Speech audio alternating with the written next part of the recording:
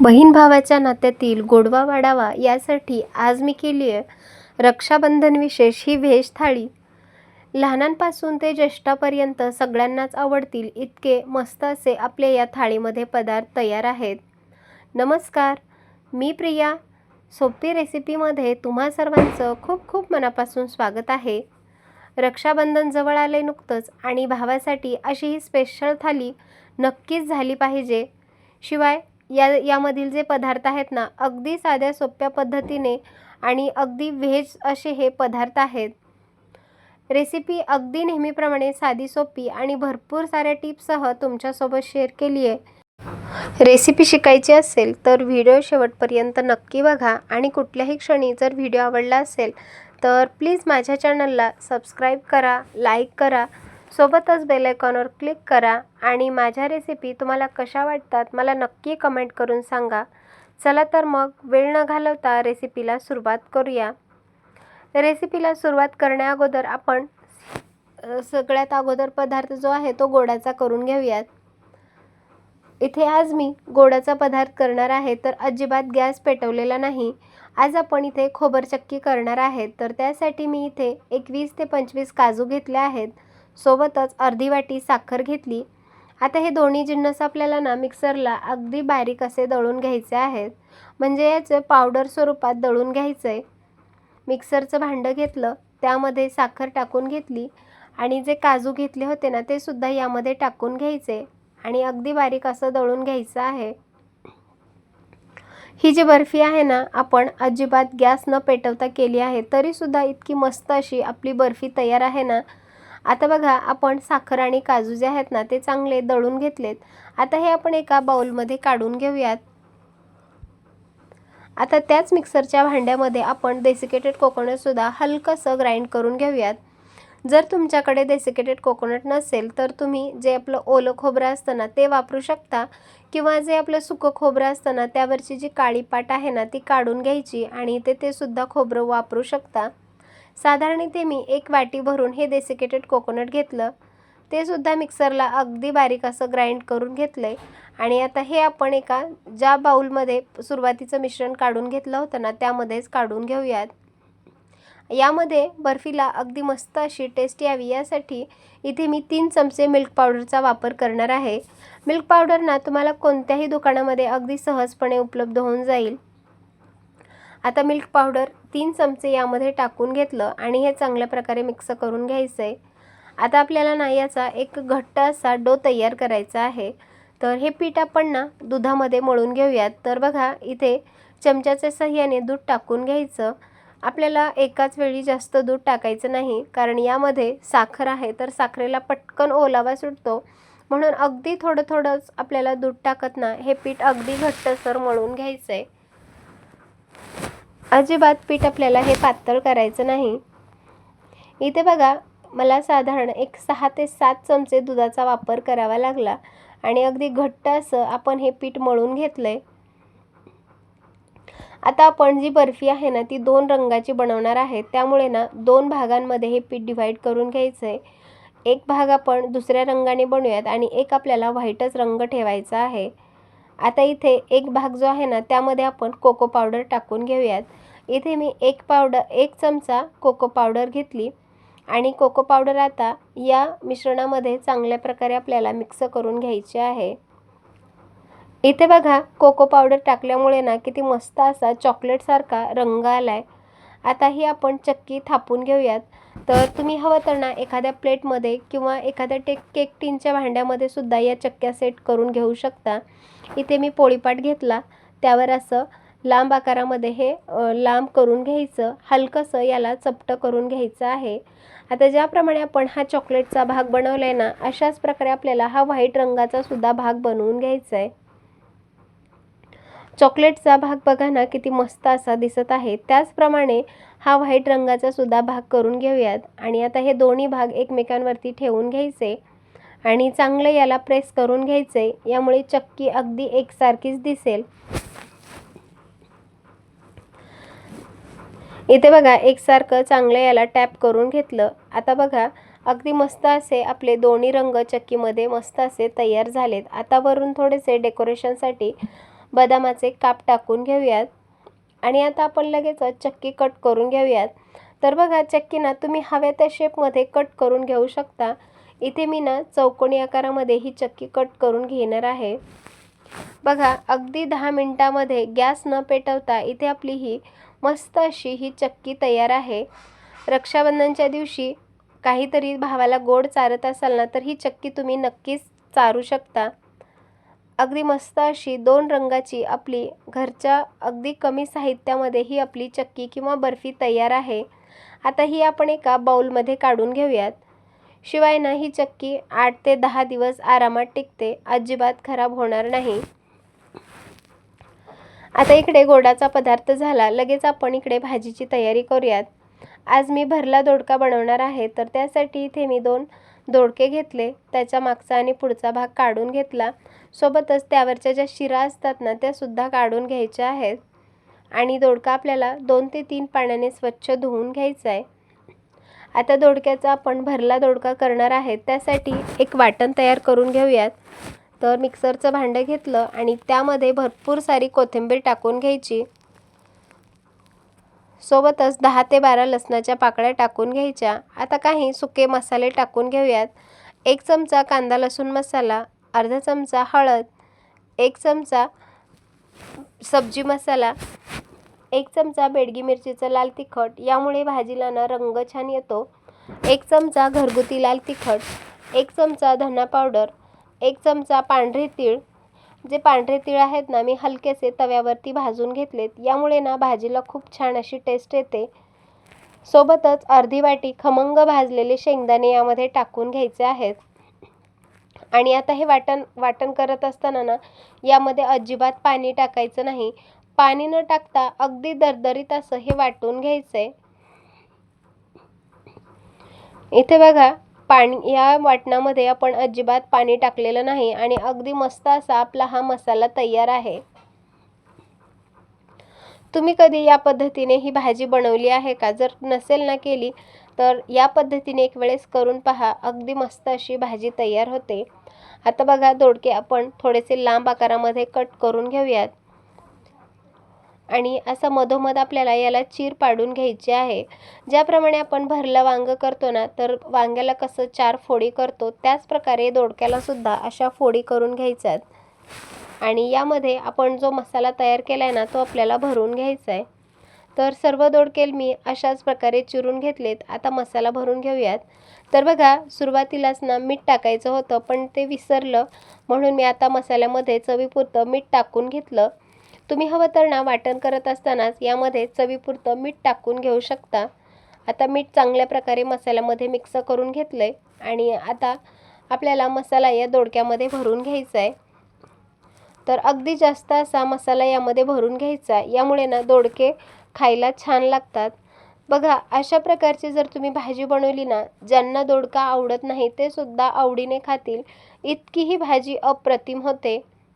माझ्या घरात तर ना दोडक्याची भाजी सगळ्यांनाच आवडते। आता बघा जो आपला दोडका आहे ना त्यामध्ये आपण सर्व मसाला अगदी मस्त असा भरून घेतलाय। आता हा शिल्लक राहिलेला मसाला आपण परत वरून टाकणार आहोत, यामुळे भाजीला दाटसरपणा येतो। आता फोडणीची तयारी करूयात। फोडणीसाठी मी गॅसवरती कढई गरम करण्यासाठी ठेवली। कढईमध्ये 1 पळी तेल टाकून घ्यायचंय। तेल चांगलं तापलं की यामध्ये 1 चमचा जिरं आणि 1 चमचा मोहरी टाकून घ्यायची। जिरं मोहरी छान तडतडलं की त्यामध्ये 10 ते 12 कढीपत्त्याची पानं टाकून घ्यायची आणि आता आपण ज्या दोडक्यांमध्ये मसाला भरून घेतला होता ना ती सर्व दोडकी या तेलामध्ये आपल्याला टाकायची आहेत। गॅसची फ्लेम मी अगदी मध्यम ठेवली आहे आणि मध्यम आचेवर तेलामध्येच ना हा दोडका आपल्याला 1 ते 2 मिनिटांसाठी चांगला परतून घ्यायचा आहे। गॅसची फ्लेम अजिबात वाढवायची नाही, मध्यम आचेवरच ही आपल्याला प्रोसेस करायची आहे। आता बघा यामध्ये आपण लगेच पाणी टाकणार नाही आहोत, तर यावर एक झाकण ठेवूयात आणि झाकणावरती थोडंसं पाणी टाकून घेऊयात। आता पाणी टाकलं की वाफेवरच 2 ते 3 मिनिट हा जो दोडका आहे ना तो शिजवून घेऊयात। मध्ये मध्ये ना हवं तर तुम्ही झाकण काढून दोडका थोडासा परतून घेऊ शकता। आता बघा 2 ते 3 मिनिट झाले आहेत, यावरचं झाकण काढून घेते। तर मी मध्ये मध्ये ना थोडंसं याला चांगलं परतून घेत होते। बघा दोडक्याचा रंग बदललाय आणि दोडक्याला छान अशी वाफ सुद्धा बसली आहे। दोडका सुद्धा चांगला मऊ झालाय। परत एकदा हे चांगल्या प्रकारे मिक्स करून घेऊयात आणि आता यामध्ये आपण पाणी टाकून घेऊयात। तर आपला जो ताटामध्ये काही शिल्लक मसाला उरला होता ना, त्यामध्येच थोडंसं पाणी टाकून घेतलं आणि या भाजीमध्ये टाकून घेतलंय। आता बघा तुम्हाला भाजी किती दाटसर हवी, पातळ हवी त्यानुसारच यामध्ये तुम्ही पाणी ॲड करू शकता। पण पाणी टाकत असताना ना थोडंसं गरमच पाण्याचा वापर करायचा आहे, थंड पाणी अजिबात वापरायचं नाही, यामुळे भाजीची चव निघून जाते। आता बघा चांगल्या प्रकारे मिक्स करून घेतलं आणि आपला जो भाजीचा रस्सा आहे ना, तो बघा किती मस्त असा दाटसर झालाय। आता थोडीशी गॅसची फ्लेम वाढवूयात आणि मोठ्या गॅसवर याला उकळी काढून घेऊयात। यामुळे काय होतं, जो मसाला आहे ना तो सुद्धा चांगला शिजला जातो आणि जरी दोडका जरी शिजायचा राहिला असेल ना, तर तो सुद्धा अगदी मऊसूत असा शिजला जातो। दोडका शिजलाय की नाही ते चेक करून पाहूयात। तर बघा दोडक्याला थोडंसं असं दाबून पाहिलं, छान असा तो शिजलाय। आता आपण गॅस बंद करून घेऊयात आणि इथे बघा आपली ही भरली दोडक्याची भाजी अगदी मस्त अशी तयार झाली। दोडका सुद्धा छान असा मऊसूत शिजलाय, सोबतच भाजीला सुद्धा छान असा दाटसरपणा आलाय। गॅस मी बंद करून घेतलाय आणि जसजसं वेळ जाईल ना तसतसं अजून भाजी छान अशी दाटसर होते। आता भाजी बनवून झाली की लगेच आपण इकडे कोथिंबीर पुलाव बनवणार आहे। तर त्यासाठी इथे मी एक मिक्सरचं भांडं घेतलंय। आता आपण सगळ्यात अगोदर कोथिंबीर पुलाव करण्यासाठी एक वाटण करणार आहोत। तर इथे मी 2 चमचे डाळवा घेतलाय। डाळव्यामध्ये जर एखादा कडक अशी डाळ वगैरे असेल ना तर ती काढून टाकायची आहे। आता हे आपण मिक्सरला बारीक असं पावडर स्वरूपामध्ये दळून घेऊयात। जो डाळवा होता ना तो मिक्सरला अगदी बारीक असा पावडर स्वरूपात दळून घेतला। यामध्ये आता 1 इंच अद्रकीचा तुकडा टाकून घ्यायचा। अद्रकीच्या वरची जी साल असते ना ती काढून घेतली। आता बघा 4 ते 5 हिरव्या मिरच्या टाकून घ्यायच्या, सोबतच 10 ते 12 लसणाच्या पाकळ्या। आणि कोथिंबीर पुलाव बनवत असल्यामुळे इथे आपण भरपूर प्रमाणामध्ये कोथिंबीर वापरणार आहोत। आता कोथिंबीरचा रंग असाच हिरवागार रंग टिकून राहावा यासाठी इथे आपल्याला यामध्ये थंड पाण्याचा वापर करायचा आहे। जर तुमच्याकडे आईस क्यूब असतील ना तर ते सुद्धा इथे तुम्ही वापरू शकता। आता हे वाटण करून घेतलं, अगदी मस्त असं आपलं हिरव्यागार रंगाचं हे वाटण तयार आहे आणि रंग बघा किती मस्त आलाय। आता लगेच आपण कोथिंबीर पुलाव बनवायला घेऊयात। हा पुलाव बनवण्यासाठी मी गॅसवरती कुकर गरम करण्यासाठी ठेवलाय। आता कुकर चांगला गरम झाला की यामध्ये 1 पळी तेल टाकून घ्यायचंय। अगदी स्टेप बाय स्टेप आणि कमी वेळेमध्ये ही आपण सर्व तयारी करून घेतली आहे। आता बघा कुकर चांगला गरम झाला, यामध्ये 1 पळी तेल टाकून घ्यायचं। तेल चांगलं तापलं की यामध्ये 1 चमचा मोहरी आणि 1 चमचा जिरं टाकून घ्यायचंय, सोबतच 10 ते 12 कढीपत्त्याची पानं, सोबतच थोडासा खडा मसाला टाकून घेऊयात। तर 2 तेजपत्त्याची पाने, 2 दालचिनीचे तुकडे, 4 लवंग, 4 मिरे यामध्ये टाकून घेतले। आता यामध्ये बारीक चॉप केलेला कांदा सुद्धा टाकून घेऊयात आणि हलकासा गुलाबी रंगावर परतून घ्यायचा आहे। कांदा आपला हलकासा गुलाबी रंगावर परतून झाला की यामध्ये थोडेसे आपण काजू टाकून घेऊयात। तर 10 ते 12 काजू घेतले आणि ते थोडेसे कट करून घेतले होते, ते यामध्ये टाकून घेतले। जर तुम्हाला काजू नसतील तर तुम्ही याऐवजी ना शेंगदाण्याचा सुद्धा वापर करू शकता। आता काजू सुद्धा अगदी हलकेसे ब्राऊन रंगावर परतून घ्यायचे। काजू कांदा छान असं परतून झाले की यामध्ये आपण जे कोथिंबीरचं वाटण केलं होतं ना ते टाकून घेऊयात आणि हे आपल्याला 1 ते 2 मिनिटांसाठी चांगलं परतून घ्यायचंय, कारण हे जे वाटण आहे ना ते पूर्णपणे कच्चं आहे। तर याचा कच्चेपणा निघून जावा यासाठी अगदी मध्यम आचेवर 2 मिनिटांसाठी छान असं हे परतून घ्यायचं आहे।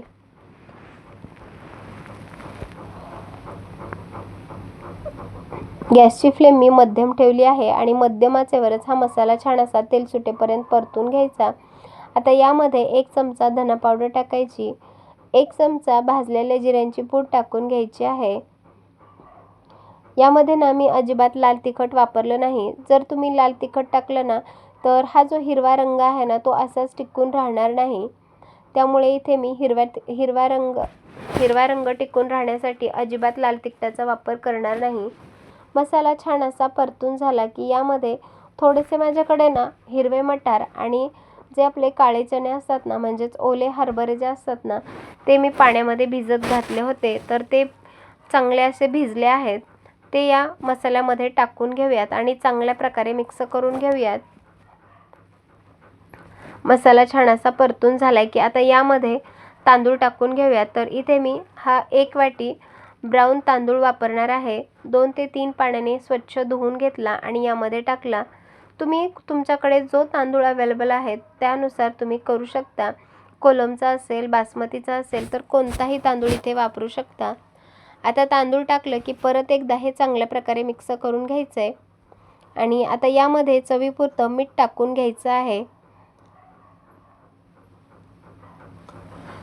आता यामध्ये आपण पाणी टाकून घेऊया. तर बघा पाणी किती टाकायचं, जेवढा तांदूळ आहे ना त्याच्या दुप्पट आपल्याला पाणी टाकायचं आहे. इथे मी 1 वाटी तांदूळ वापरलाय तर 2 वाटी आपल्याला पाणी टाकायचं आहे. एवढं पाणी हा भात शिजण्यासाठी किंवा पुलाव शिजण्यासाठी पुरेसं होतं.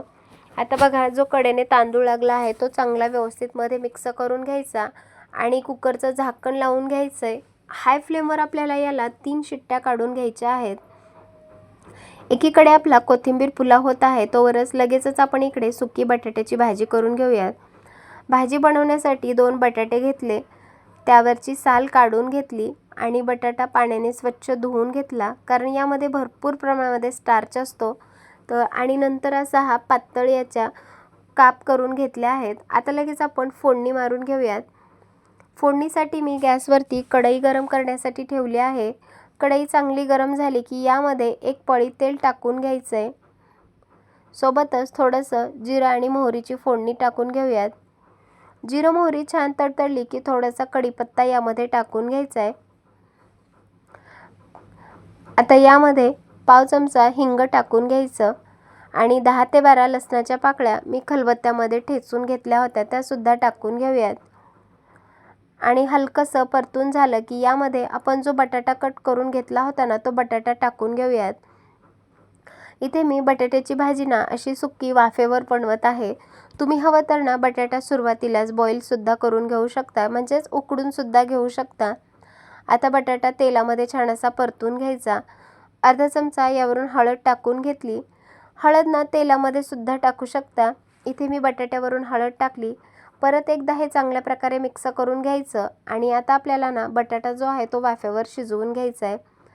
अगदी मऊसूत होईपर्यंत हा बटाटा शिजवायचा आहे. तर यावर एक मी झाकण ठेवलं आणि 2 ते 3 मिनिटासाठी मध्यम आचेवर हा बटाटा शिजवायचा आहे.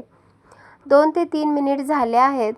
बटाट्याचा रंग बदललाय आणि छान असा हा दोन्ही बाजूने सुद्धा अगदी मस्त असा खरपूस भाजलाय. आता हे परत एकदा मिक्स करून घ्यायचं. यावरून 1 चमचा भाजलेले जिऱ्यांची पावडर, चवीपुरतं मीठ टाकून घ्यायचं. अर्धा चमचा धना पावडर टाकून घ्यायची. भरपूर सारी बारीक चिरलेली कोथिंबीर टाकून घ्यायची आणि परत एकदा हे चांगल्या प्रकारे मिक्स करून घ्यायचं आहे. आता बघा जर एखाद्या वेळेस जर तुमचा बटाटा शिजला नसेल ना तर अजून तुम्ही 1 ते 2 मिनिटासाठी झाकून परत याला मऊ होईपर्यंत शिजवून घेऊ शकता.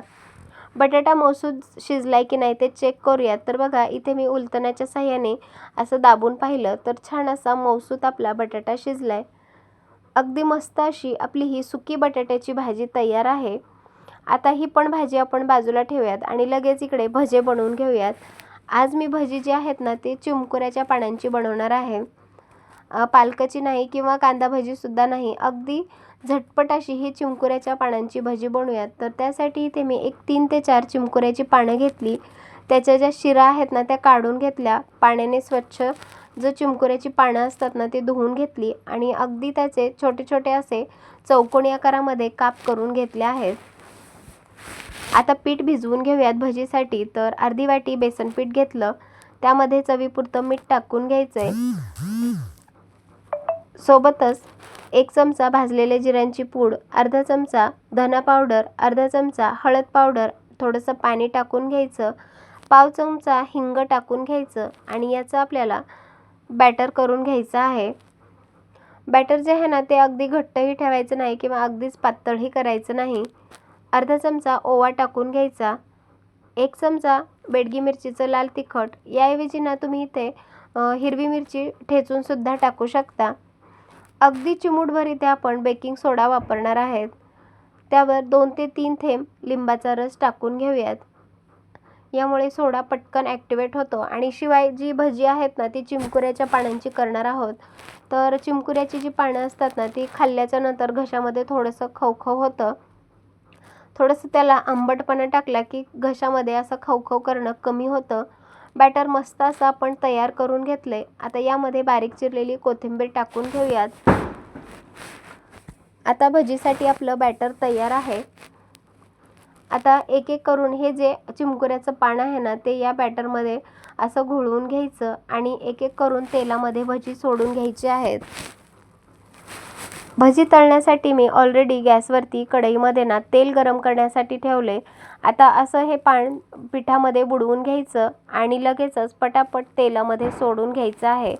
सोडत असताना ना थोडंसं व्यवस्थित सोडायचं, अंगावर सुद्धा उडून येऊ शकतं. आता एक एक करून कढईमध्ये जेवढे बसतील तेवढे भजी तेलामध्ये सोडून घेतली. भजी सोडली की ती आपोआप वर आली की दुसऱ्या बाजूने पलटवून घेऊयात आणि मस्त असे कुरकुरीत होईपर्यंत हे भजी तळून घेऊयात. इथे बघा दोन्ही बाजूने सुद्धा भजीला छान असा रंग आलाय. अगदी मस्त अशी टम्म फुगून ही भजी तेलात वर आली आहेत आणि तेलाचे सुद्धा बबल्स आता कमी झाले आहेत. आपली भजी तळून झाली की झाऱ्यामध्ये काढून घेऊयात आणि जे एक्स्ट्राचं तेल आहे ना ते सुद्धा पूर्णपणे निथळून घ्यायचंय. राहिलेली भजी सुद्धा अशाच प्रकारे तळून घ्यायची आहेत. आता एवढं आपण भजी तळली आहे तर कुरडी पापडी सुद्धा तळलीच पाहिजे. तर इथे मी कुरडी तळून घेतली, पापडी तळून घेतली.